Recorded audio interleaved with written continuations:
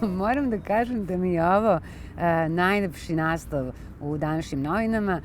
Vučić bura u vladi, Vučić 2 tačke. Zar je moguće da nema dokaza protiv Karića? Evo, to je taj naslov. I ja se unapred sekiram koliko će se tek iznenaditi Vučić kad čuje da Miša Vacić jeste zaposlen u vladi. Neverovatno kako neki čovjek ima sudbinu da uvek poslednji sazna ono što čemu svi već uveliko pričaju. Ajmo da vidimo o čemu uveliko priča Tanja Mandić-Rigonat. Moram da kažem da je proteklu nedelju medijski obeležila Slavica Đukić Dejanović, ministarka za demografiju i populacionu politiku, odnosno jedna lažna vest koju je zavrteo Informer. Naime, Informer je objavio da Slavica Đukić Dejanović planira osnivanje Državnog saveta za borbu protiv abortusa. Ispostavit će se da je ta vest zapravo bila greška u interpretaciji nečega što je Slavica Đukić Dejanović rekla. A šta je ona rekla, imali smo prilike da čujemo u emisiji N1, pošto tu lažnu vest očigledno niko nije proveravao, pa su posle te vesti sledili komentari, a prvi komentar koji sam ja pročitala bio je tekst Jovane Gligorijević. Saznali smo da pravo žene na abortus nije ugroženo, a kako će izgledati taj rad komisije stvarno ne znam, a zapravo vest je da je osnovano telo, komisija ili tako nešto za populacionu politiku na čijem je čelu, ali niko drugi nego Aleksandar Vučić. Mislim da bi bilo dobro da se to telo pozabavi rizicima zapravo same trudnoće, na što nam liče porodilište, koliko je rizično poroditi se u Srbiji, da li je veći rizik od porođaja ili recimo od abortusa.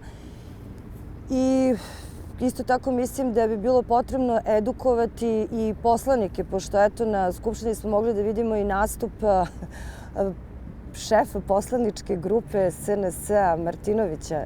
Dugotrajnim istraživanjima i proučavanjima došlo se do zaključka da je homoseksualnost normalna i pozitivna varijacija ljudske seksualnosti. Strana 105. Poslaniče, molim samo da nam ne čitate delove iz udžbenika. Poslaniče. A čega se stiče?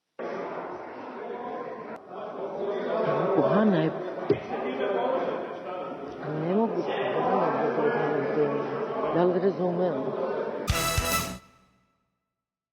Kad smo na temi seksualnosti i seksualnog vaspitanja, Teofil Pančić je lansirao jedan novi pojam koji se zove politički biseksualci ili politički biseksualizam. I taj novi pojam, eto, obogatit će naš javni diskurs, baš kao što je i termin postistine ušao u oksfordski rečnik kao novi pojam za 2016. godinu. Proteklu nedelju medijski je naravno obeležilo i kandidatura Saše Jankovića za predsjednika Srbije, koji je na čudan način zapravo objavio, odabrao je zapravo veoma zanimljiv medijski potez, a to je da nam to ne saopšti recimo intervju koji je dao za NIN. Pošto naslovnicu NIN-a krasi slika Saše Jankovića, već se odlučio za magločistač, za mene do sada nepoznat portal. Ja mislim da je ponekad dobro da pokažete kako su vam razorene institucije upravo od onih koji su se lažno pozivali na institucije, a sve vreme su radili direktno na urušavanju institucija. Tako da... Time što se kandidovao i što je rekao da će se kandidovati zapravo za predsjednika Srbije po Aleksandru Vučiću, on je zapravo srušio instituciju Zaštitnika građana. Veoma su zanimljivi ti obrti u značenju i to je na neki način već dugo trend u našoj politici, a to je zamena teza i zamena priče. Proteklu nedelju obeležio je i hvalisavi govor naših političara.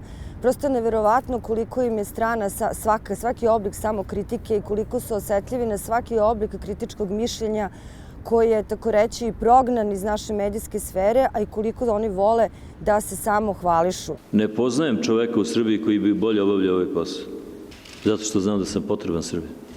Inače, odosmo u haos. Ja nisam neskroman, ali je Srbiji potreban ovakav predsjednik. Ja sam ubeđen da ćemo se Aleksandar i ja dogovoriti. Aleksandar, kako to nežno zvuči.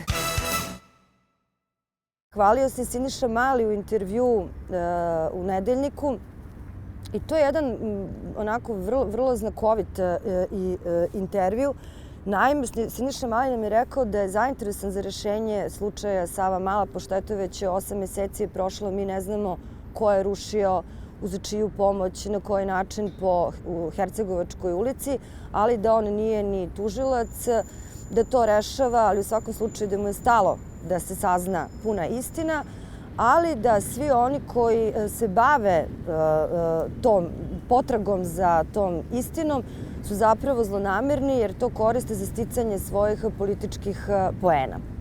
Zanimljivo je i što je bio veoma osetljiv na sve kritike, na tu prekićenost Beogradom, na to što Beograd liči na nekakvu zimsku bajku, kome smeta svetlost, kome smeta Beograd koji šljašti, pa ne smeta nikome osim onih koji se osjećaju kao devojčice sa šibicama, zapravo čitave ove depresivne i siromašne populacije, koja eto optimistično može da se greje na tim raspaljenim ukrasima širom Beograda. Sve što tebi sviđa se